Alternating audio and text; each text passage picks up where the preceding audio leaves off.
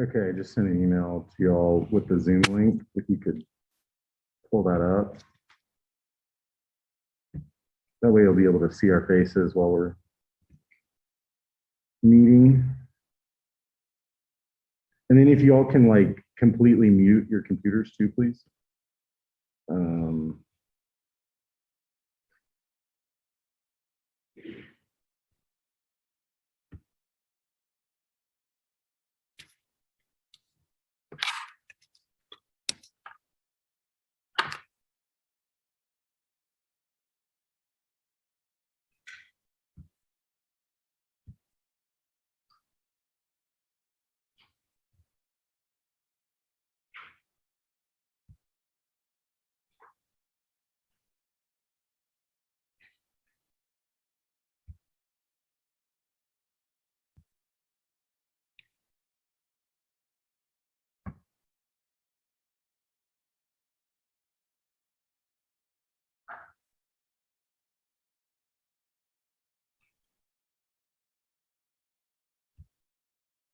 Thank you, Ryan.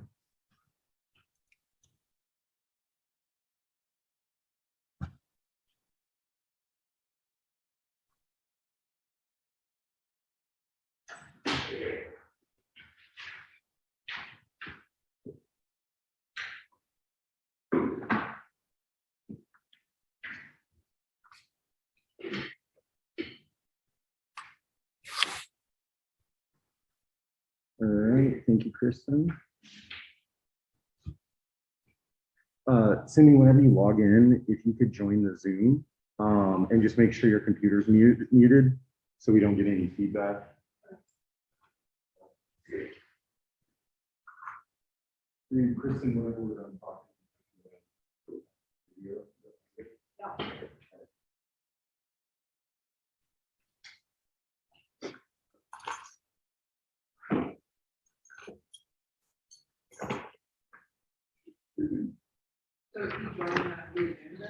Yeah, yeah, he's in North Carolina. Oh, that'd be really cool. But yeah, most people don't do that anymore with the Zoom stuff. I mean, if he was in town giving a lecture or something, maybe, but yeah.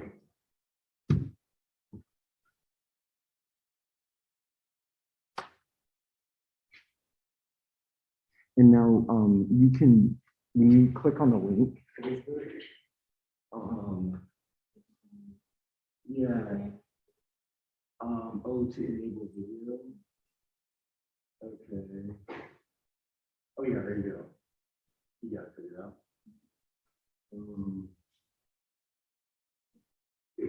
Jennifer, if you very wide, so you can see all of our you hear that whenever you get log in, I send everybody out a link. Email. That way you can make sure your computer is muted so that we don't get any feedback. But I just want them to be able to see all of them.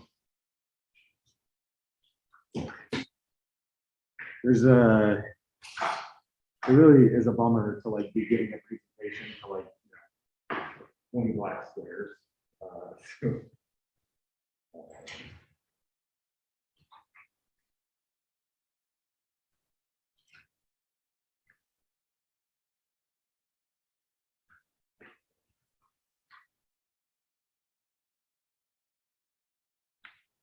Okay.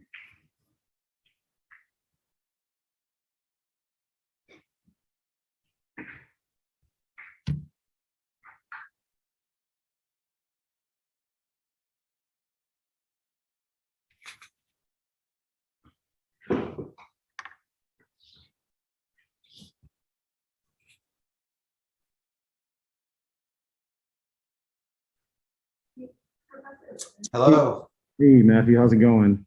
Good. How are you? Doing well. Is it all right if we take a couple minutes to get everybody set up and situated?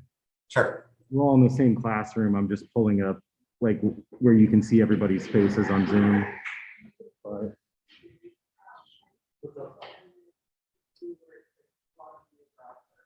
Oh, oh, so, it doesn't pop up the first time. Yeah. So it, and there you go. Okay. Yeah.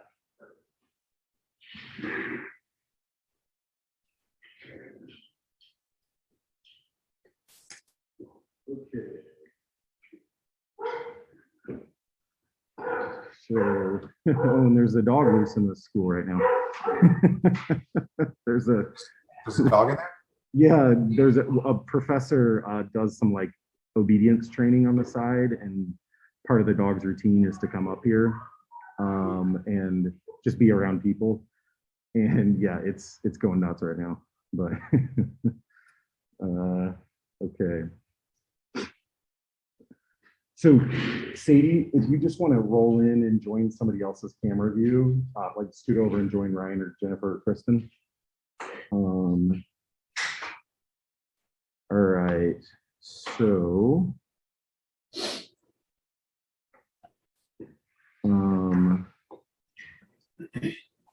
are y'all back to mask free, or what's going on over in North Carolina? Yeah, it was just a couple weeks ago. What was it? So this is our second week after spring break. And Yeah. it was right before spring break that there were kind of 2 weeks in a row where they lifted the mask mandate for a lot of places, but they excluded classrooms and labs, which is basically any place that you're actually sitting anywhere for a while. So Yeah. it wasn't really meaningful. And then a week later, pretty much dropped it all together. Yeah, yeah. We're mask optional, but the department still would kind of prefer us to have it, but we're really close to just dropping it, I think. But the city of Tulsa still isn't technically like to a CDC level of appropriate numbers, so we're still kind of trying to take it easy. But yeah, it's okay. So, all right. NC State was very particular that they said that departments were not allowed to have stricter mask mandates. So, really? but then a lot of people are still wearing them, and everybody's doing that weird thing where you walk into the room and you're like, are other people wearing it? Should I do it just to be courteous? Yeah. Or like, should we take them off? Or wait, would that be rude? Or I don't want to be rude, but like, yeah. Hey, Iana, would you mind just grabbing a chair next to another student where you can join in with Matthew? You just like sit next to Kristen or Jennifer or something. Okay. Or Ryan or whoever. All right. Okay, so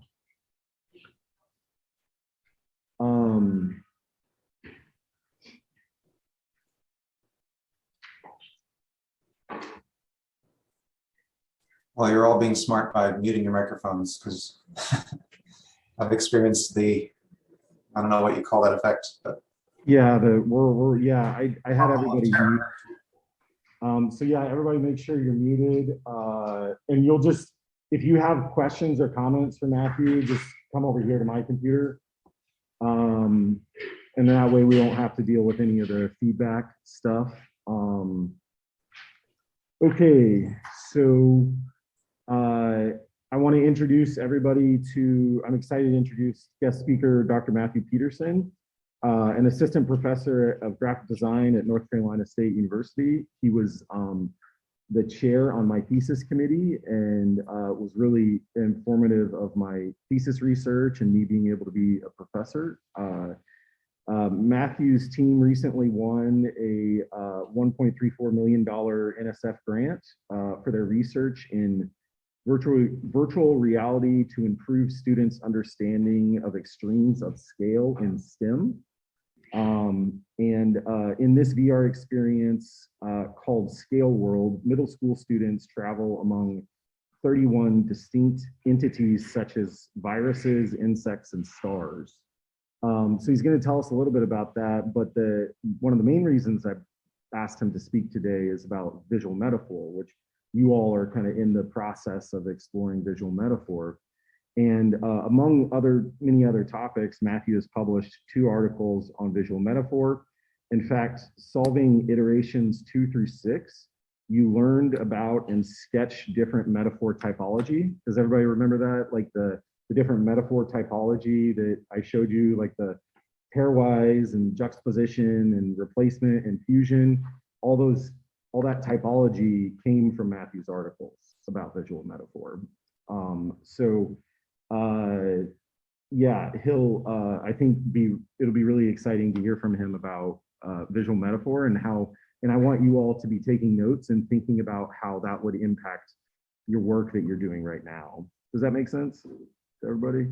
Okay, so take it away, Matthew.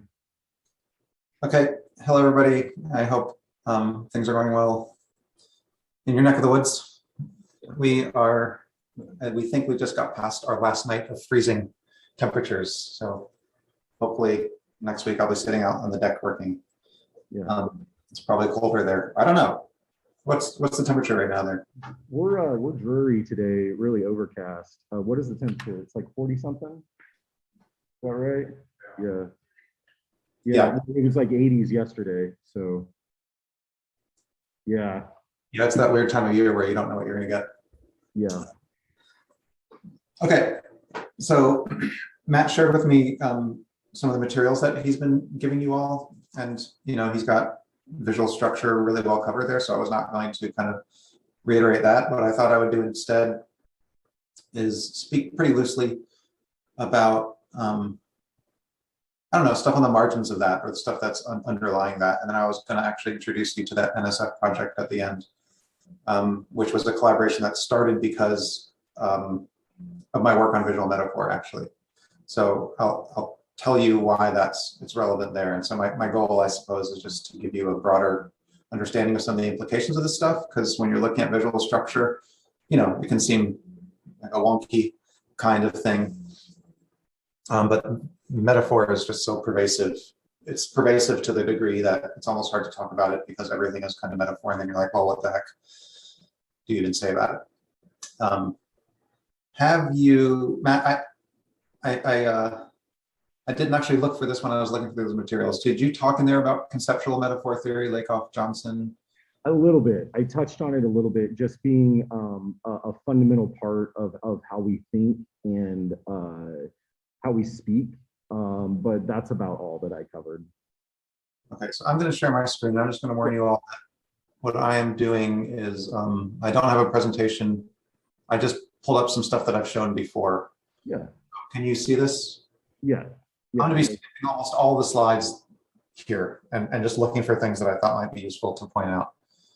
This was a kind of ground up presentation I made a long time ago. Heck, you might have actually seen this one, Matt. This might be. Maybe. Yeah. But I think this might have been a couple years earlier. So this is, I think I made this right around the time that I was writing that paper. Anyway, so just bear with me. I'm just going to jump around to a few individual things. And I also have this problem with Zoom sometimes where I can't really click through my. Okay, so I wanted to just contextualize things a little bit. Gosh, this still doesn't work right. Okay, so you've all heard of rhetoric. You're actually talking about rhetoric now, whether you've discussed it in those terms or not. But rhetoric has all of these schemes and tropes that are the way that people basically manipulate language to manipulate each other. Mm-hmm. And metaphor is just one of these types of things. So when people started to look at visual metaphor initially, early on, everybody was kind of focused on language. So there was this sort of underlying assumption that visual metaphor was just a visual version of verbal metaphor. So the relationship was that it's a visual expression of whatever verbal metaphor is. But I don't think of it that way. Wow, I'm having a really hard time clicking through this, so just bear with me. I do not expect you to read this. These are just slides to help me talk through things. But yeah, so it sounds like you touched on metaphor being a major basis of our conceptual system, and I mean the way that human beings think. And the way that Legoff and Johnson recognized this, one of them is a linguist, one of them is a philosopher, is they just started to notice patterns in how people speak, that we tend to speak about different concepts in really consistent ways, that if you boil it down, they're metaphors. So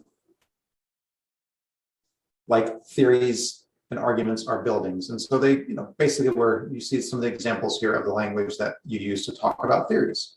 Well, theory is a really abstract thing, right? And it doesn't look like anything. It's purely a result of our ability to think so abstractly and then communicate so abstractly, which is natural language. Speech is super important to that. It's part of how we evolved to be able to, share really abstract information with each other. But it turns out, if you really look at it, that there are these consistencies to how we conceptualize things, and these would be cultural.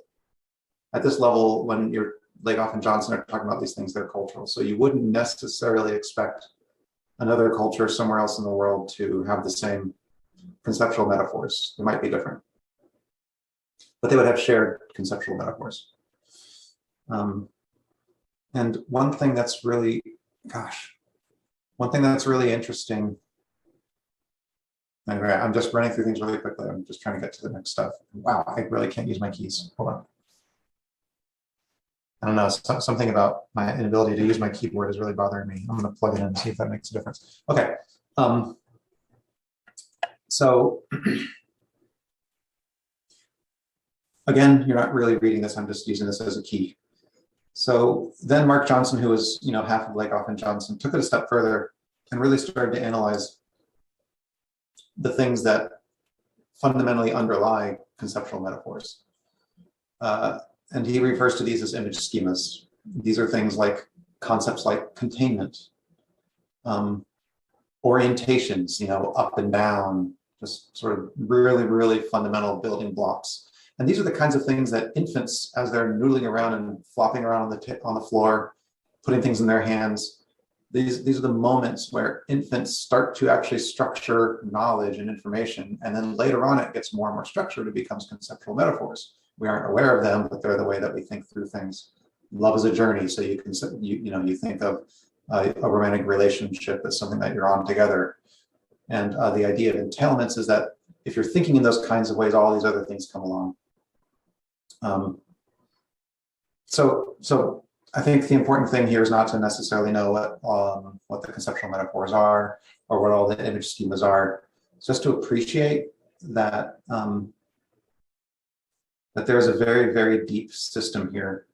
And when you get down to the idea of image schemas, we're talking about universals.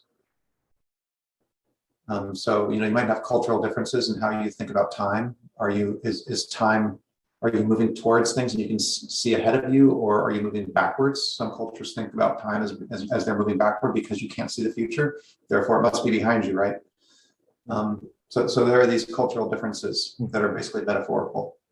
But everybody understands containment. You put stuff in a vessel and it's held in, and you open the vessel, it pours out. And we kind of use those really basic concepts. So then there are some orientational things that are a little more important. If you're talking about interface design, things like, or data visualization. Up is good is a kind of an assumption, an orientation that we have. Things are positive, you think they're up. I'm feeling up. Your posture actually changes when you're feeling good. And that's part of this, tied to all this stuff. But we wouldn't, we tend to make bar charts get bigger as they go vertically bigger. We wouldn't see bar charts that are pointing downwards, like more is down. So those are the kind of constraints on how we think through things. Okay, so that's just really basic stuff. Another area of research. Have you talked at all, Matt, about DCT, the dual coding theory? No, I haven't. So yeah, Okay. that's a good one to check out. Something new then. Okay, so you've all heard the term memory. And unless you've really learned about memory in a kind of psychological context, you probably think of it in a limited way as recognition and recall. So, memory is about facts that are held in my head and can I pull them back up? Well, that's one sense of memory, but memory generally refers to the kinds of storage and processing structures in our mind. So it's a really more general term than just sort of recognition and recall. And we have different memory systems, and this has been, figured out through really good psychological research over decades. But as it turns out, despite what some people were thinking in the 70s, people who were a little more geared towards assuming that everything that we did was verbal, is that we actually have very distinct systems for processing pictorial versus linguistic information. So those are two fundamental codes. Linguistic information is stuff that we developed as human beings a little later, the ability to speak and share that big information. But before that, we needed to be able to run away from things that were hunting us and just basically understand things happening in the world. So that's where all the depictive stuff goes. A picture looks like a thing. A picture of a cat kind of looks like a cat. That's going to be nonverbal in this terminology right here. But I say the word cat, that's verbal. Well, these are actually independent systems that work on those things.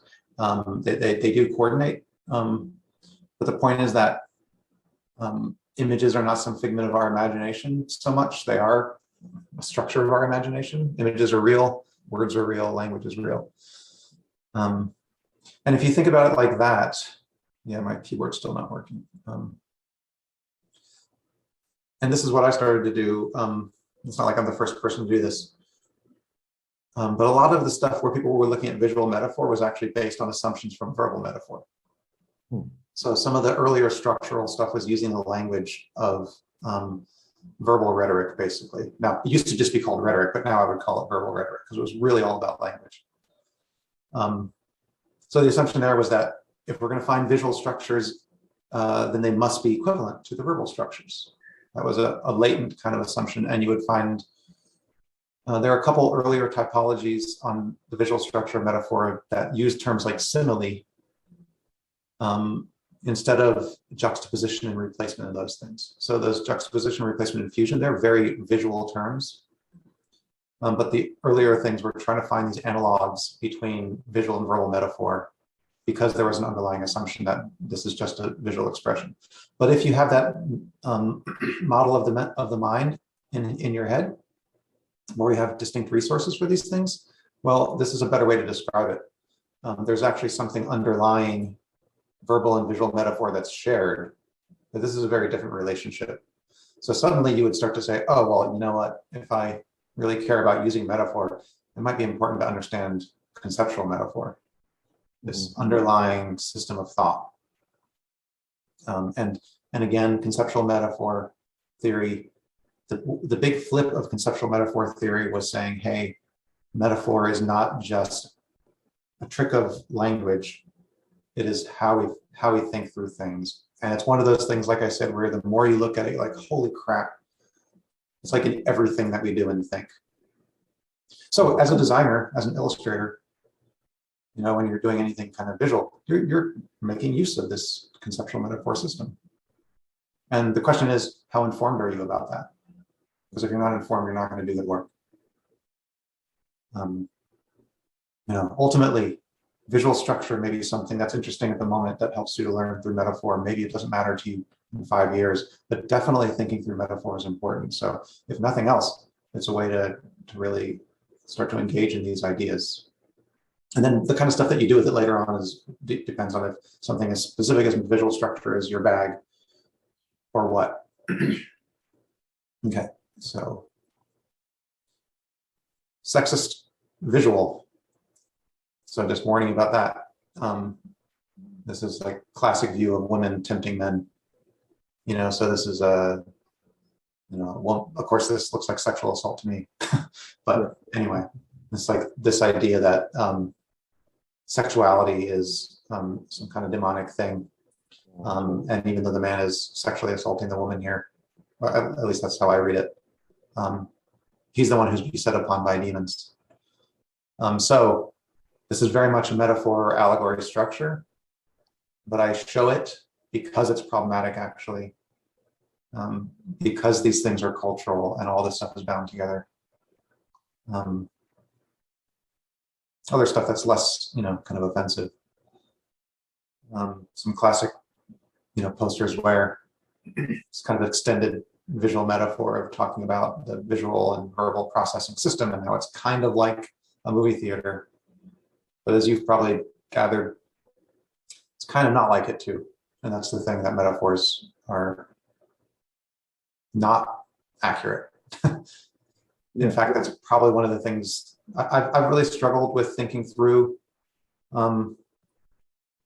metaphor versus analogy. And I've done a lit review. I didn't publish anything on this, but I was trying to just figure out what is analogy versus metaphor. And no one's using these terms consistently, so I don't really have an answer for you. One thing I would say, the way I think through it now, is that analogy is actually true to some degree. It's still not complete. And metaphor is, there's something about in communication about metaphor. It's kind of a forced relationship where if you say something's analogous, it actually is kind of, there are real similarities. They're not just invented. Mm-hmm. I also talk about sometimes that analogy tends to be about structure and visual metaphor, or metaphor tends to be about attributes. So trying to say that, so trying to transfer the attributes of one thing onto another conceptually. I also talk about sometimes the idea of gesture. And this gets to the idea that it is ultimately about communication if we're talking about metaphor. And it is something that you have to figure out. And that's part of the, at least in visual metaphor, part of the benefit of it is that it engages people. And it is kind of challenging. You're not, you're not necessarily telling people what to think. Mm-hmm. I've done some work with a collaborator who has a lab, and I won't go into the protocols for how he runs studies there, but it's about observing people as they look at things and using different metrics to infer how deeply they have to think about it to figure it out, basically. That's all I'll say. Because if I explained secondary task reaction times, it would take longer. But it is about figuring things out. And when you figure things out, it's kind of pleasurable. So there's a pleasure side to metaphor. That might not be consciously thinking about it, but you're kind of enjoy that you figured the puzzle out. Okay, yeah. Oh, sorry, did someone say something? Oh, I just said I agree with you. I that's making sense. Yeah. So in that same paper, I think I was talking about all these different variables that people in advertising research might want to consider. I'm not sure if I talked about gesture there, but I think about gesture as being tied to the degree of communication of a visual metaphor. So on the left-hand side, let me see on the original. The original had the cattle in the background. So this is a metaphor about industry, titan of industry, and it's all about the conflict of industry and agriculture here, the artificial and the natural. But look at the cow. Look at the cattle. They're just kind of, it's like they were painted ahead of time, and then they stuck this pipe wielding titan in there. If he were tossing cattle like this, if you had some cattle just flying in the air, it's more likely that you would be able to interpret that not as a metaphor, but just thinking, oh, this person's trying to make me think that this giant person just burst out of the ground because the cattle are being launched. Because the cattle are not being impacted on the left-hand side, it makes a little more likely, I think, that you detect that this is a gesture from another human being communicating to you. So there's so a bit of a subtlety, but with that idea of it being a bit of a puzzle, there's something about gesturing to people and how explicit are you being about this metaphor. The more explicit, the more likely they get it. The less pleasure there is because they didn't figure it out themselves. I'm gonna skip these things, though they're cute. I can't see what this even says at the top because I'm blocking it. So anyway, let me continue. I want to get to my project soon. So a couple things, and I'm glad that this slide's in here because I'm gonna, the NSF project is an education project. So I'm gonna talk about that. Two very different contexts for metaphor. And look at the last reason for each of these is that it's fun, like I was saying. But in advertising, it's kind of sinister. But part of the reason for using metaphor is that I guess it makes the viewer feel like they're drawing their own conclusions, but really they're drawing the conclusions you wanted them to. Yeah. That's advertising right there. Education has a different agenda. Now, in education, in a constructivist mindset, which is pretty much what everybody has in education now, learners need to construct their own knowledge or it's not meaningful and lasting and everything. So, there's something nice about you have to figure the metaphor out yourself. That's constructive. But an important aspect of it, which will become really important when I discuss things a little later on, is that it builds on past experience. So I know that this was written in Matt's document for you guys. Or actually, well, I think I saw it in there. Maybe I'm getting confused. Usually it's about recasting the unfamiliar with something familiar. So it uses something you understand to then help you understand something new. So it's building on past experience. That's really important in the constructivist idea of education. That you're building on someone's knowledge, you're letting them use their knowledge to move forward. However, when I've done analysis of textbooks, specifically science textbooks, I find almost no metaphor. So I think that's a bit of a missed opportunity in education, even though there are real problems with metaphor because they can be misleading. There's a lot of analogies, though. There's more analogies, and according to my new definition, there's more analogies in education, but not a lot of those either, honestly. So I've done this broader stuff on image function that, metaphor is just one of the types, and I have a more recent paper with some collaborators, and I'm trying to get funding for that stuff too. So I'm working on a second attempt at a grant for that. First one was rejected. Mostly you get rejected when you do these grants. They're very good to get, in part because they're so hard to get. You just mostly get rejected. Anyway, I'm working on another one that's about image function broadly, which metaphor is just one metaphor analogy, just two things within that. And I did notice when looking through these textbooks, there were these list of functions that I theorized as being useful in education. And the only one that was really missing in those textbooks was analogy. So that to me, that just screams this is an area for future work.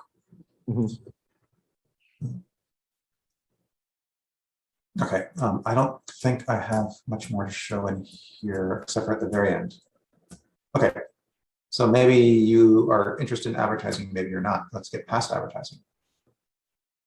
And just skip all that stuff. You've seen some of this, you've seen some of this. There's that guy again. I was doing activities. Okay, interface design. Well, there's a heck of a lot of metaphor there. And there's also a lot of dead metaphors, by the way. A dead metaphor is when people no longer know the source and they've actually just learned the metaphor in the way that you'd normally learn arbitrary language, Yeah. Like you guys know that CAT means, what CAT means, it's cat. You have an idea in your head of what cat means? Does anybody know what that would mean? Cat? Like CAT? Oh no, I'm just saying cat. I'm being very simple. Oh, sorry. I thought that was just the animal. Yeah, we know. Yeah. Yeah, just the animal. I just mean just the animal. I just mean that it's arbitrary. It's just arbitrary that cat means cat, right? It's just. Oh yeah. You have to learn. You don't have to learn live metaphors because they make sense to you, or you figure them out, But you have to learn dead metaphors because you don't get the source anymore. The source target pairing. You don't get the source. It's just like learning the word cat the first time. It's just arbitrary. It's just a thing that you learn, right? Yeah. So that's a really important differentiator of dead metaphors. Now look at this thing on the far right. You can probably recognize the things on the left as paper with writing on it. You've probably seen manila folders. Probably don't have a lot of them in your lives, the students. You recognize file cabinets. That computer looks pretty out of date, but you get it. Then there's that floppy disk, so-called floppy disk, because the disk inside it was floppy. I bet you students are younger than me. I used to use those things. You might not have ever even seen one in real life, but the icon. You probably just learned that that is often an icon for save. But to you, that would maybe be a dead metaphor. That's just like learning the word cat for the first time is what I was saying. Yeah. Has anybody used a floppy disk before? 1, 2, 3, 4. Yeah, I did like when I was really young, but yeah, So it looks like maybe 3 or 4 of us are familiar with actually using, like, saving content onto one of those. Yeah, so yeah, there's this period of time where it's just funny that metaphors just become dead eventually, even though they're still used. So, okay, but think about this moment in time. Let me get to some earlier pictures. There was a moment in time where actually, I don't know why I put these in this order, but let's look at this. Still can't control this. On the left-hand side here is DOS. 1983, I guess. I used to, I would get on a computer, and that's the interface. You type in commands you would have to learn. No visuals, barely capable of making images. That was, for many people, the initial interaction. And then this one's on the right-hand side is pretty extreme, but then started to get a little visual on the interface and stuff that you recognize, trash can as an icon, the prevalence of folders and stuff. Basically what happened was there was new technology. No one knew what the heck to do with it. It was really weird. And so it's a process that you see repeated over and over again. We find something that we're familiar with that seems to have some parallels with it, and we use it, and boom, that's a metaphor.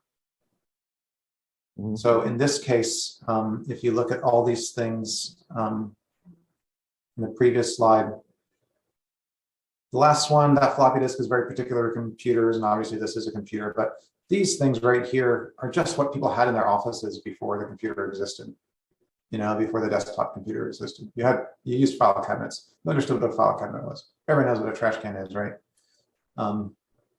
So these things were adopted. But when you think about, really think about metaphorical structure, these things were not adopted individually. These things are serving an overall office metaphor. So you could imagine a situation where we have icons for a bunch of things that don't connect to each other, but that's not what we do. We create these systems of meaning. So it became an office metaphor. There might have been other viable metaphors that just because of historical contingency weren't adopted. Or maybe it's just a really good metaphor. And if we went to alternate realities, 100 of them, we're always going to see office metaphors in computers. That's not a experiment we can run. Yeah. And then you get really strong versions of it. And this, I never used Magic Cap.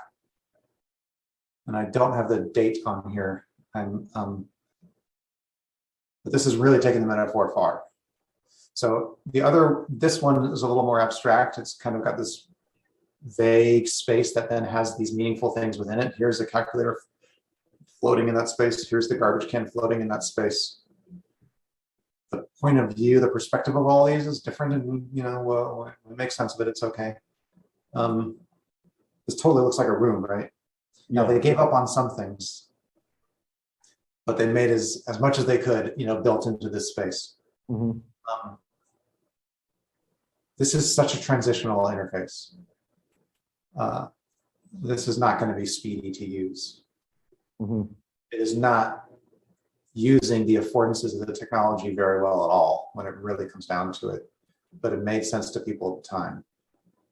But it's a little overcommitted to the metaphor, And then there's the thing that happens over time where we use these comforting metaphors, or call them what you will, comforting metaphors, whatever, transitional metaphors that help us to understand new stuff, and us being a community of people.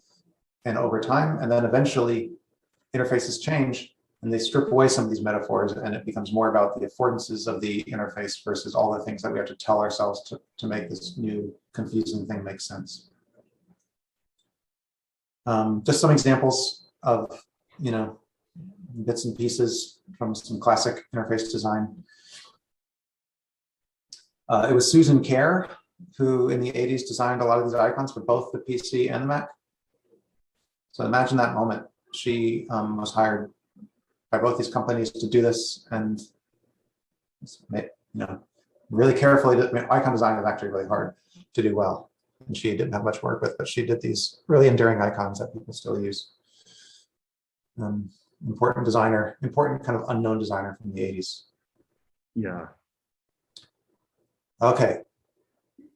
So just a little more about entailments. So the idea, one of the important things to understand about conceptual metaphor theory is the idea of entailments, which I had built into some slides earlier, but that's the kind of, when you say the entailment of metaphor, you just mean holding the metaphor makes me think this, or it has these implications that follow using the metaphor. Metaphor is imperfect. That's the whole point of it. It actually wouldn't be useful if it was literal. Well, it wouldn't be a metaphor if it was literal, and we use them for a reason. But they are limited, almost by design. And they can lead to misconceptualizations, which is why there's a danger in education. When the cops knock down your door and they, collect your computer because you've been doing something bad, you may think that you've thrown something away on your computer, but it's still on the hard drive. Like throwing stuff away is just a kind of visual thing. It doesn't actually delete the data. So the idea that I'm pulling an icon into a trash, it actually, when I think that it means that it's completely gone, that's an entailment of the metaphor that's inaccurate. File cabinets suggest that there is a place on the hard drive or the flash drive, I guess those are different kinds of drives, where the files are, and the files are things, they're self-contained things. Well, no, what we call files in a computer are actually distributed data all over the hard disk. One file is not in one place. If you were to actually look at the hard disk, it's all over the place. It might be in 30, 40, 50 different places. Oh, wow. And it's not like some section of that hard drive is the space that you put that file in. But you would think that way, right? Because that's what the metaphor kind of suggests. The metaphor didn't try to suggest that when people used it. They weren't trying to give that misconception, but there's always going to be misconceptions in metaphors. Okay, so I'm going to stop sharing this particular stuff. Are there any questions before I go into so that's all I was going to show you before I talk about this other project, which is an educational context. And I was going to talk you through the story of how metaphor mattered to me and my collaborator when we started this. But so do you all have any questions about visual metaphor he's covered yet? So what he's covered so far?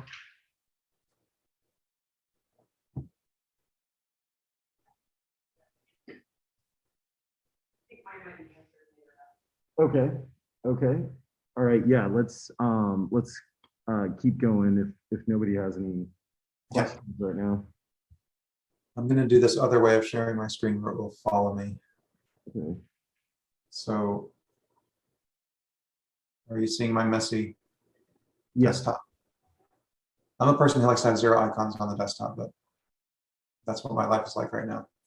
Okay.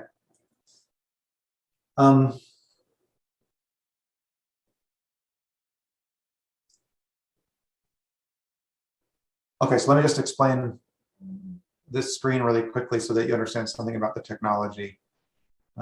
You're seeing ABC, I assume. Mm-hmm. Yes. What you're seeing in B is this technology that a secondary observer, as you would see it if you just walked into this room. It's called a CAVE. It's one of those annoying acronyms where the word that the acronym is within the acronym. So the C stands for CAVE. CAVE Automatic Virtual Environment. It's actually a system of projectors on a floor and 3 walls. And then there's one set of glasses that is being motioned or tracked. And so the projectors are dynamically feeding visuals from that point of view. So it looks like C or it looks like A from the point of view of the person in it. But if you were watching someone use it, it just looks all kinds of weird and distorted. And the glasses are the kind of glasses you see in 3D theater where I think it's a frequency-based thing. Anyway, it's stereo vision. You're seeing a different thing in your left eye and right eye. So it looks like A. Well, C is a software view, by the way. A is, I took a photograph of this with my phone by putting the glasses over the phone. So the tracked glasses. So it's kind of like you can see where the edges of the physical cave end, but then it sort of looks like you're just seeing through a portal or something. And then this is that other weird view. So that's the technology we're designing for. We're also making a version of this for head-mounted display, which is traditional VR. You know, you put this thing on that occludes your vision, and then you're completely surrounded. Now, we're interested in this cave initially for two reasons. One, because one of the three collaborators has it. And then the other reason is that for the subject matter of this, it was really interesting that you could see your own body in it, which you don't normally see in VR. You don't see your own body because we can try to give you a Mickey Mouse body or something. We can give you an avatar, but it's not your real body. Anyway, so I just wanted to kind of talk to you about an application of this that kind of goes beyond, and this is just about my kind of personal story of I had done this work. So I went and met with this guy named Cesar Delgado, science education faculty at NC State. And I've done this a number of times. I just find people who I think have work that I might want to collaborate with them someday, or they might want to collaborate with me. And so I just have initial meetings. And I found that I've only done this about 9 times or something. And about a third of the time it's turned into an ongoing collaboration. The other 2/3 of the times I never see the person again. So I went and I had a meeting with him, and his thing, his main specialty is scale cognition, or size and scale cognition. And this is, it's considered, according to the next generation science standards, scale, proportion, and quantity. This is a national kind of way of looking at science and education. Scale, proportion, and quantity is one of the so-called cross-cutting concepts. That means it's an important concept that is relevant all across STEM. It's relevant across life, physical, and earth sciences. Within science, it's relevant to engineering. So if you learn something about a cross-cutting concept in one discipline, it will help you learn the other ones. It has transfers in the educational terminology. And it's really fundamental understanding. So it's really important stuff. And there are 7 or 9, I forget, cross-cutting concepts in the NGSS. And scale, proportion, and quantity at the time that the NGSS was written up was the least studied one. So it's kind of area of opportunity. So he's an expert on that. His dissertation was on it. He did research on it. And so classroom scenarios where students are doing this or that activity to better understand scaling relationships. And I'm not going to go into all the scaling relationships, but it really is a cross-cutting concept. I mean, it describes so much. Surface area to volume ratio explains so much about physiology. Anyway, it's just a big concept. And there's I didn't pull up the actual visual of this, but I'm just going to describe it really briefly. But there's a framework. He wrote the first version of it, and then somebody expanded it in the literature about ultimately 5 different scale cognition processes. And it's stuff like relative scale, you know, being able to compare one thing to another. We tend to use, you know, one thing in a ratio proportion to understand the size of something else. So you might think of a football field as being roughly this many times bigger, longer than you are tall. You know, that would be a relative unit of measure. Or you might, you know, if you're pouring your whiskey, you might measure it in thumbs, how much whiskey you poured, whatever. One of the types, and this is the type that the other researcher, Magana, brought on to Delgado's work, was logical proportional reasoning. So this was spanning size and scale. So scale is when you start to attach numbers to things. And logical proportional reasoning is a related ratio. So it's saying something like, I can understand the size difference of an elephant and a house cat by saying that it's pretty similar to a human to a chipmunk. And so here it's expressed visually as this is one of the ways to express a ratio, you know. Colon to colon is another colon. You might recognize this. It's fallen out of favor, but at least at one point SAT was pretty heavy with, what did they call them? Analogies, I guess they call them, where it would be, you know, this to that, and they would use the colon, and then double colon is equivalent to that. Anyway, it's thinking in this way. So it's a fundamental way. It's theorized to be a fundamental way of thinking. Well, I had run a, so, and he was talking to me about this stuff in this first meeting, just our meeting, and I was talking to him about visual metaphor, and I showed him the stuff that I was doing in advertising, and how my interest wasn't really, limited to advertising. I just was kind of strategically going into that space because the metaphors were simple and it was a good place to develop theory.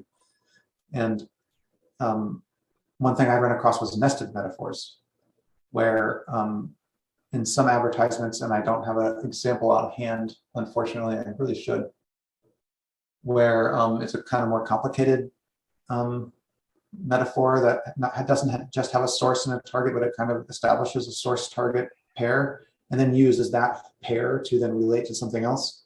It's this like second order thing. So the one metaphor is nested in the other one. And I knew about that, and we're both like really theoretical people. We started talking about that and realized that there might be a special version of logical proportional reasoning that would be kind of like, structurally kind of like nested metaphor. It's actually more like a chain of metaphor, but it's this. Well, what kind of benefit might there be if it's not just two separate ratios, but if they share one of the things in that ratio? So human to chipmunk is like chipmunk to honeybee. Now, you might look at this and say, okay, so what? Well, you have to know about the scale cognition as to why this seems interesting. Some of the things that have been understood is that for students, maybe for everybody, but certainly for the students at the age that were being studied, they tend to flatten things out beyond their kind of everyday experience. So students, especially early on, will think that anything that's smaller than the naked eye can see is kind of all the same size. This is a really big problem, that there's a conceptual flattening of scales beyond our tangible everyday experience. And so this idea of creating a kind of chain of these ratios that are connected to each other is a way to move into all this territory that we don't actually normally experience ourselves.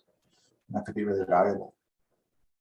It could be especially valuable for children who don't have as many opportunities and don't travel as much. And sometimes you might not ever have left your hometown and might not have a sense of the largest scale of stuff because you've been in a very small area, right? Like even just access to some experiences might give you a broader sense of scale, which is a kind of a benefit to you and a privilege to people.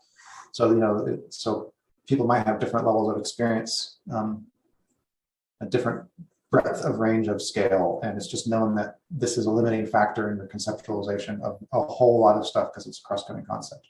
So solving this or addressing this issue has broad impacts. That's how we got the grant, because it has broad impacts.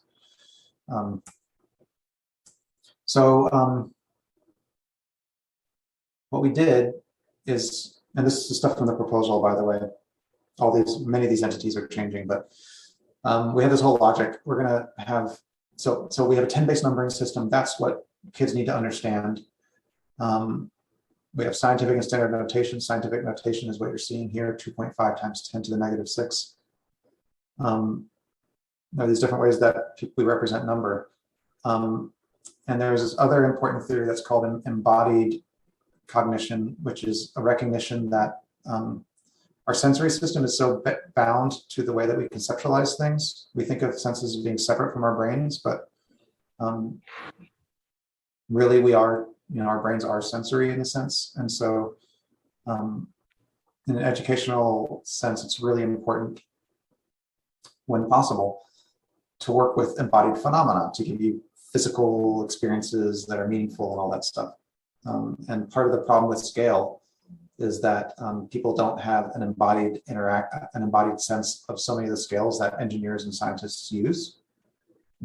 Chemistry is at a scale that nothing happens in chemistry at a scale that you can really experience directly, at least when you're talking about chemical compounds and stuff. So one of the problems is that there's a lack of embodiment. There's no connection. So we were trying to sort of say we can give an embodied experience to students that they can apply to these abstract things. And importantly, what's more abstract than numbers? I mean, numbers are really abstract. Talk about arbitrary, like I talked about language being kind of arbitrary, the word cat. I mean, numbers are super abstract and arbitrary. There's nothing embodied about them. And we wanted to give an embodied experience to help students to understand numbers by making it kind of tangible and real, which I'll talk about in a second. So what we did is we said, to reinforce the powers of 10, We're going to have one representative entity for every single power of 10 and no others. We're not going to have a ton of them in there. We're going to have one to represent each power of 10. So a chipmunk is roughly a tenth the size of a human. Honeybees are roughly a tenth the size of that. Fleas are roughly a tenth the size of that all the way down. Wow. And if you want to know the full extent of reality, I can tell you the smallest anything can be, according to current theory, is 10 to the negative 35 meters, which is a lot of steps. That's the Planck length.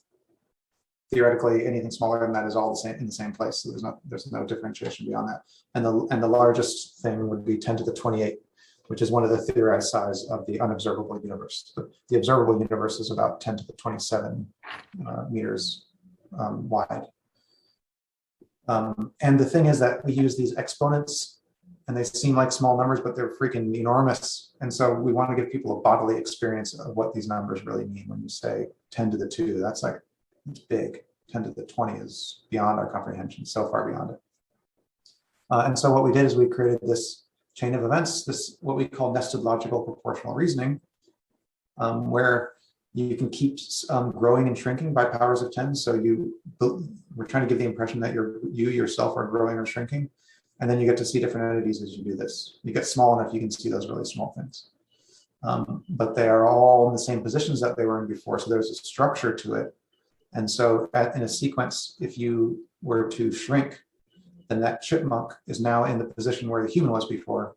And if you shrink again, the honeybee is in the position where the chipmunk was. There's actually a kind of visual structure to this thing that we're creating parallels from one world to the next. And these are called scale worlds, by the way. That's from the theory too, that scientists conceptualize themselves going into scale worlds, and the physics change in different scale worlds. You know, if you're in a quantum scale world, it's not a recognizable world. Things are crazy. So this was the prototype we developed to get the grant. And let me see if there's anything else to show in here. No. This is what it looks like more or less now. So you can see that we've changed a lot of the elements. We have typography in there now. I'm blanking on the type designer's name, and I feel bad about that. But I contacted him and we paid him some money to expand this typeface. It's a really interesting typeface. Oh, wow. I could talk a long time about it. I won't. But anyway, what you get in this environment now, it looks different. It's more sophisticated, but there's a navigation panel in front of you right here. And the way that it works, and this is going back to image schemas and everything, we want there to be an embodied gesture that actually builds on this idea of up and down that is just so fundamental to us. So what you do, and this partly works right now, it's not built out in all the right ways. You use this controller. You can hover over that exponent, which currently has those red arrows above and below. Those are little hints that we take away. Currently, you would pull a trigger and then you gesture up and it flips the exponent over. So it gets one bigger. And at the same moment that that happens, the world scales. I'm going to show you an animation in a minute. But you have to do a gesture of up. And we make you do it every time. Well, we make you do it every time for the first time that you go to a world. And then we allow you to jump to worlds after that. But we want you to just be like, I want to have a feeling, a gestural feeling of going up. Teachers, when they're talking about standard notation, which is what we call, this more normal way of representing number, they talk about move the decimal to the left or to the right to increase it by a power of 10. Well, we have a left or right gesture. We want to make the gestures in this equivalent to the way that people conceptualize the decimal in school. So again, you reach for that decimal, it has a kind of highlight color and it does a thing that helps you understand that you can do something with it. Well, we have explicit instructions in here ultimately. And then you drag it to the left or the right, one step, and it animates, boom. You get an animation. We actually have these numbers animated. It was very complicated. I didn't pull that up to show you, but it moves around, spacing changes and stuff. And then immediately after that, cause and effect, boom, the whole world scales. So it's kind of like saying, here's your embodied experience of what increasing that exponent by 1 feels like. So, and then the idea is that you can think of this as kind of training wheels, or these, how metaphor is about an experience. You have previous experience that you then apply to something.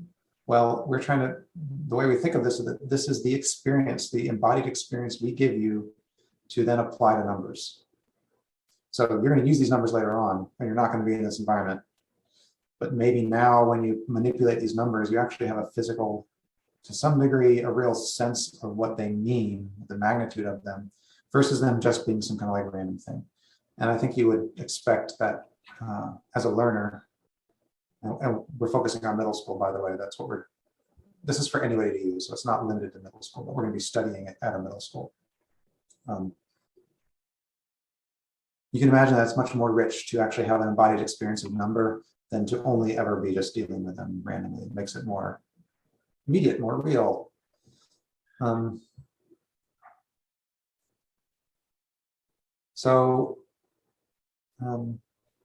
This is just a view kind of looking down the line. We have the entities are arranged in a certain kind of way so that they get 10 times further from the center point each time. Mm. And that way, if they scale from a center point, they're going to take each other's position. And that's that structural thing of, you know, things taking different positions. So here you can see a right whale, which I've seen in person off the coast of Maine. You know, these are relatively common whales in the US. International Space Station, some kind of asteroid beyond it. So you can kind of see those things in the distance. Mm-hmm. And if you look down at the same point in time, besides seeing the tape that is on the floor, you would see a human at 1/10 the size. And then can you see down there, is there enough resolution? Well, right down here somewhere, there is the bird, okay, but very small. And you can see that the resolution is limited on this thing. The head-mounted display we've got a version of it now in the head-mounted display, and I like that more. Yeah. And then the last thing that I'll show you is, so this is an animation, not a final version of it. This is from a vantage point you wouldn't have in the normal version because it's kind of from above. But one thing that we're thinking about is a web version of this that would be far less immersive, but much more accessible. So, you know, have its own value, but this just lets you see, you know, a number of animations. Oh, I'm sorry, turn that volume down. So this is going to take you from wherever we started.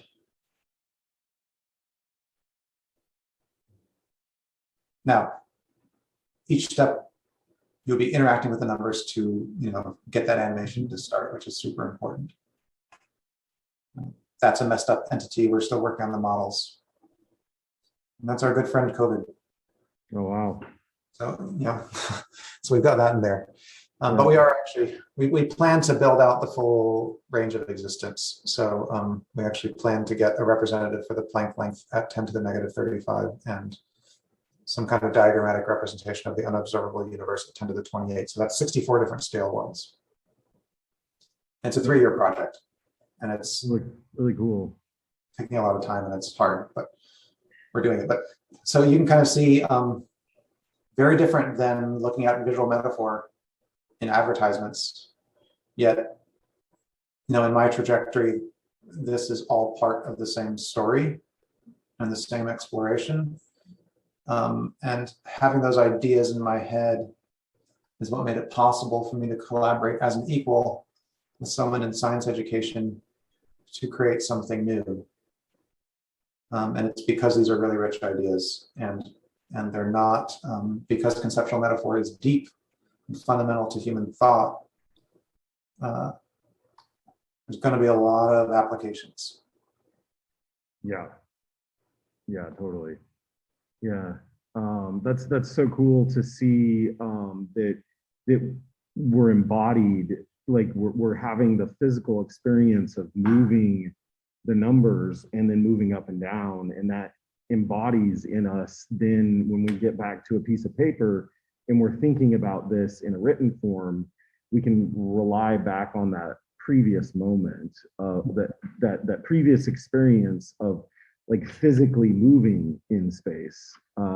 That's pretty, like, I think a really exciting to think about the future of education being to include people and to give them experiences that are like much more in tune with how we learn. Yeah, that's pretty exciting to think about. And it makes sense why y'all got the grant. So class, do you all have any questions about like visual metaphor, or well, before we get there, do you have any questions about scale world that Matthew just showed us? Yeah. Do you want to come over here and ask it? This is Ryan. He's a computer simulation and gaming student.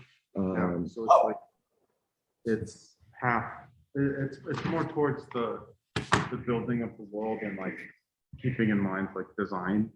Like where do you see the difference between like that three-dimensional design that you're sort of implementing in this virtual reality and like two-dimensional design? Like specifically for this project? Yeah. Because I mean, because part of it's you're seeing it on a 2D screen, but other parts you're like surrounded by the world at the same time. So you get a little bit of 2D and 3D like design mixed together. And I'm curious how you distinguish between the two. Yeah, I'll say some rambling things that maybe count as an answer. So in a project like this, it's research. So I'm not just like the designer on the team, and there's an engineer too, by the way. So it's kind of like a front end, back end relationship in development. I'm a researcher too, so I'm interested in research questions within it and finding these things that you can really sink your teeth into and learn something new about. And one of the big things to me is 2D and 3D relationships.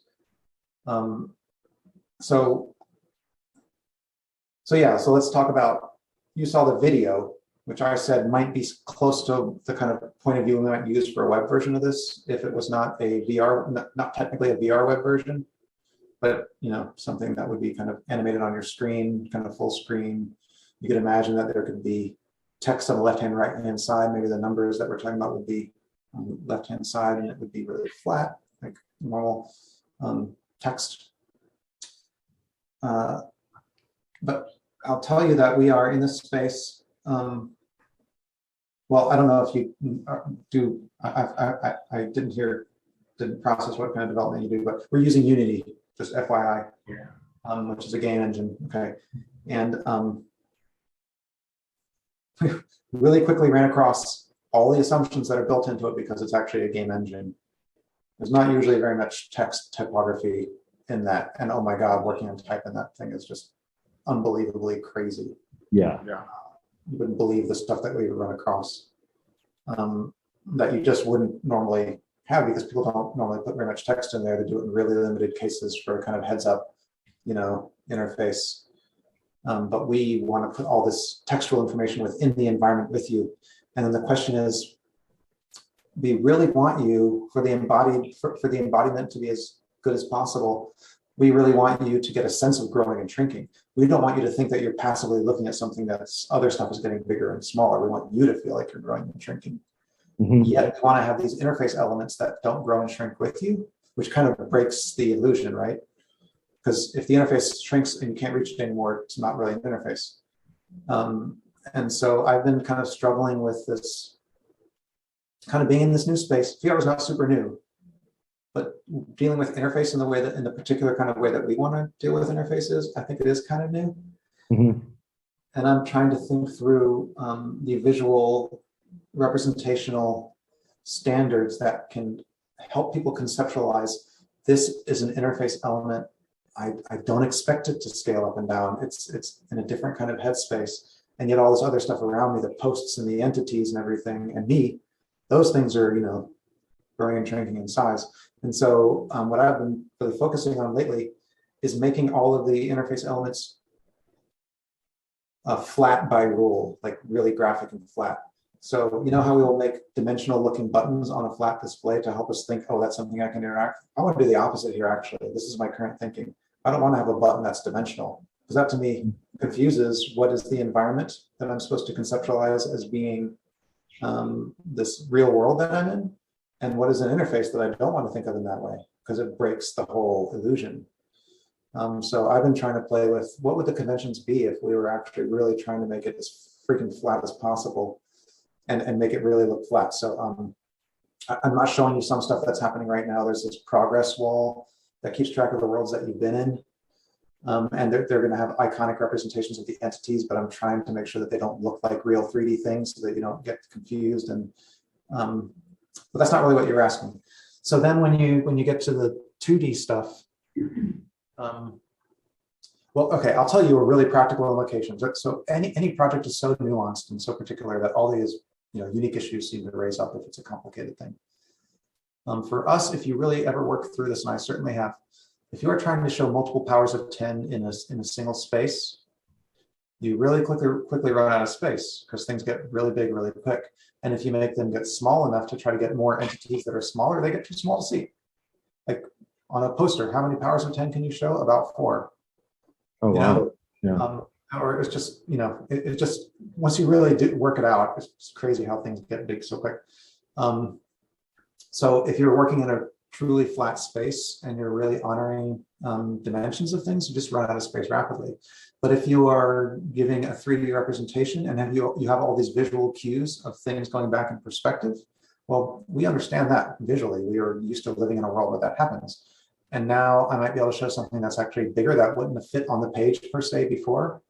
It's actually in my field of view. If you think about the cone coming out from your eyeballs, something that is 10 feet away from you and this big, and something that's 100 feet away from you and exactly 10 times bigger, it's actually, in your field of vision, it's the same degrees. Takes up the same amount of space. But if you have all these cues, these visual cues around it, you recognize that's a skyscraper really far away from me. This is a phone booth that's really close to me. Even though they might, in your field of vision, be the same. So those dimensional elements, even if it's on a flat screen, are visual cues that help you to interpret things. And then we can take an entity that is physically on the screen, only this big, and make it seem really big because you're reading all those perceptual cues around it. So, that's one benefit, that putting those things in a 3D environment, even though it's going to ultimately just be on a flat computer screen, it's all those cues around it. That's partly what those posts are for, by the way. I didn't talk to you about why all those elements are in there. I talked about the, I'm not going to go into it, but the scale cognitive processes, there are 5 different types. We're actually writing a paper on this, but it's a really one-to-one thing that the theory says this, and therefore we make posts. The theory says this, and therefore we arrange things in this way. We have a really rigorous way in that of going about letting the theory drive what the design is. And one of the functions of those posts is that it just creates all this visual material that you can then, gauge different distances. But it's definitely, if you can swing it, it's more spectacular to be inside of it. But who has that technology sitting on their desktop, And Yeah. if I make this on a flat computer screen and put it on the web, then hundreds of thousands of people can see it with a snap of the finger. If you have to have an expensive headset, are you lucky enough that your school has one? How much time do you get to spend on it? Like 20 minutes? Yeah. It's got to be spread around, right? So there are trade-offs, but there's definitely a benefit to some of the technology that seems less sexy. Just a computer screen, but accessibility is a huge thing. And Yeah. Especially in education. But yeah. Did you have any other follow-up questions, Ryan? No. Okay. Yeah. All right. I was just curious about working in that virtual reality space. Yeah, that's an interesting thing, like that you kind of flipped it. So like with a lot of our flat screens, like you said, we would make 3D looking buttons to make it feel like a physical button that I push down, like on a traditional keyboard. That's the way the keyboard looks on the iPhone. It's made to look like a fake button. But you're flipping it because like everything is 3D in that environment. So that's really interesting. Yeah. So class, go ahead. Hey, you want to come over here? Okay. Sure. Aiden's gonna type a chat. Oh, sorry. He's gonna throw a question in the chat. You're computer simulation and gaming too, right, Aiden? yeah, this class is a mixture of art majors that might concentrate on fine arts or graphic design. And then we have some computer simulation gaming folks that they need to take art classes like for their work. So yeah, this is Aiden's question here. Mhm. Okay, I can tell this is one I'm not gonna be able to answer. Let me try to see if I can. I have to, by the way, I have to have an advising session at 3:20 Okay. my time.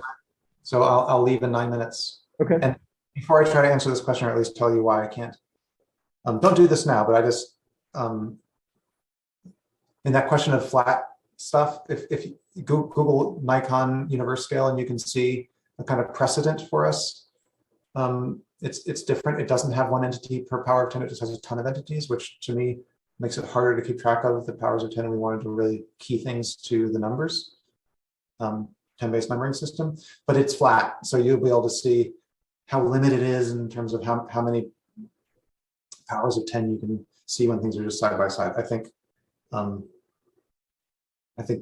it'll make sense why I showed that to you following that first question. Okay, technical level.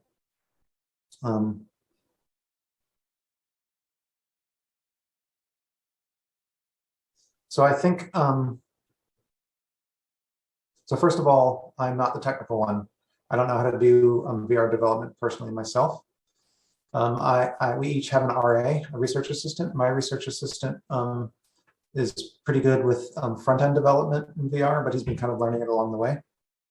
The engineering student, the engineering RA is like a real back-end like developer and programming in it.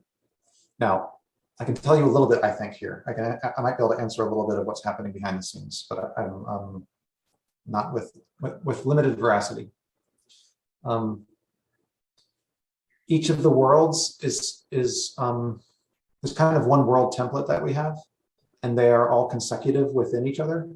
So that what the system is basically doing is it knows what one world looks like, and then it's going to scale it up or down, and it's going to move it as it scales it and stuff. So basically, it's finding the next thing that it has to display, putting it into that template. You know, the entity goes here. It's got the post. It's got the grid, and then there's the scaling animation, which is just taking everything and just changing its percentage as it goes.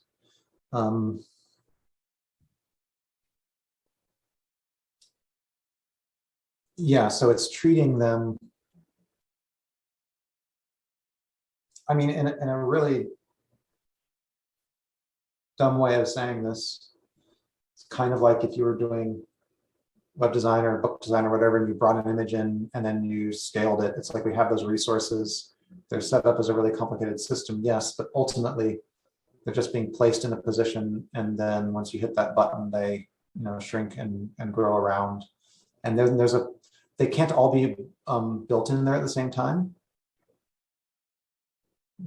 Let me just say it would be complicated enough that it would probably need a bigger computer than will ever be invented. Because if you think about, if you're at the Planck length and you have anything that's the size of the unobservable universe, that ain't gonna work. So we're only loading the things that you can see. And so once something is, smaller than the size that it's going to be visible, it's just not even being rendered anymore.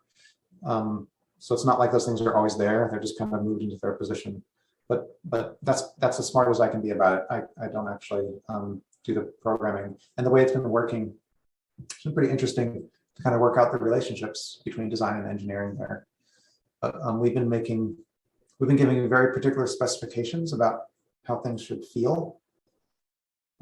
Where they should be in space. We've actually been making this stuff in VR and delivering it in VR. So we're making the posts and putting them in there. But then the engineer is going to do stuff with them to make them work in the programming that she's doing. So, and her name is Lin Fun Wu, and she's, and I don't know what she's doing behind the scenes.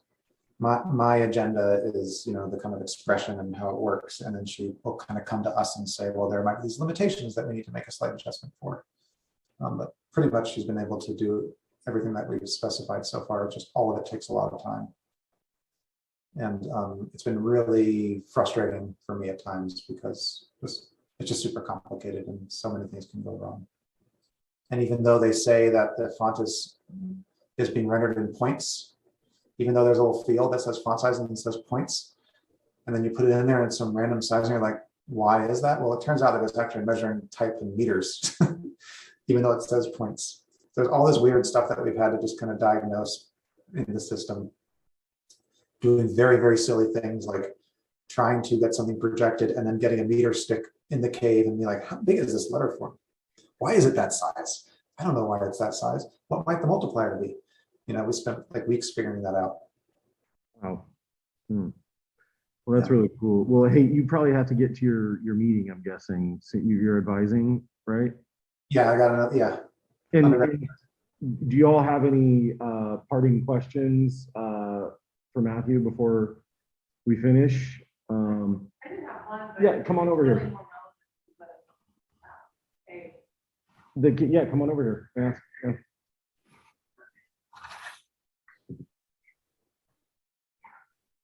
Hi. Hi, Kristen. So, thanks by the way for doing this. It's really cool. What did you, so I was kind of thinking about what you were talking about with our life experiences and like how this could apply in the cave in a sense, like what could a person's launch pad be? Like, could they select essentially an experience? Like everyone knows it's like the elephant in the room, right? So how do you, or have you all speculated, you know, what would the initial entry point experience be like that someone could really formulate from their own current existing life experiences? So, because I think it gets to a point where it could be very overwhelming and confusing. So what's a way to make it so much more approachable for, you know, in a layman sort of sense? You mean for the person who uses it or for explaining to people why it exists? I think really for the user, because just even what I was looking at, it did seem a little bit overwhelming. I think it's fascinating, but I was kind of touching back to what you were, as you related to our life experiences and how you could kind of make a soft launch in the cave based on a life experience. Yeah, so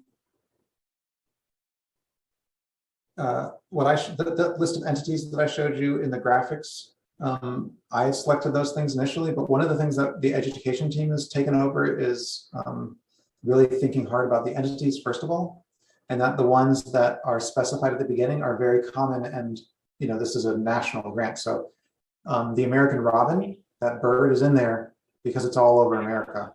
Like we didn't choose something that's only in North Carolina. So part of it is like just making sure that those things around the human scale are somewhat recognizable.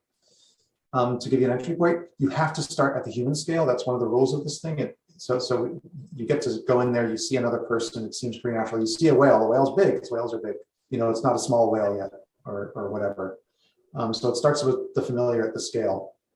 And then, yeah, there's a lot of problems that we're gonna be working through in terms of easing you into the experience.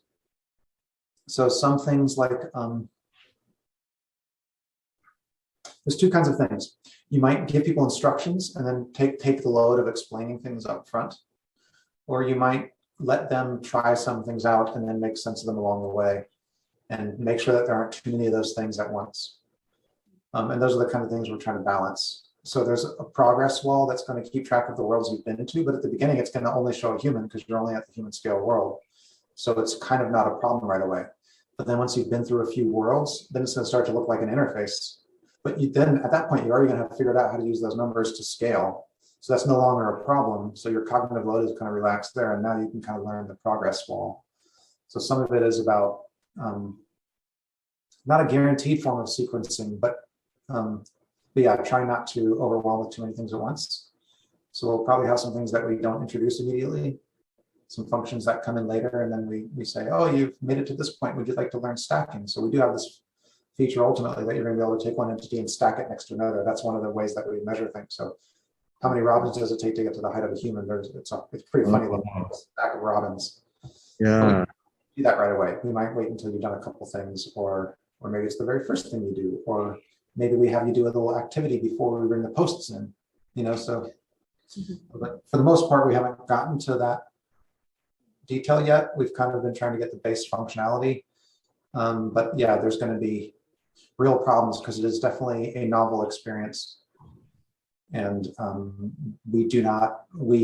mean, anybody, no one has the real past experience to make sense of it. Right. gonna have to muddle through it, and we're gonna have to help them muddle through it.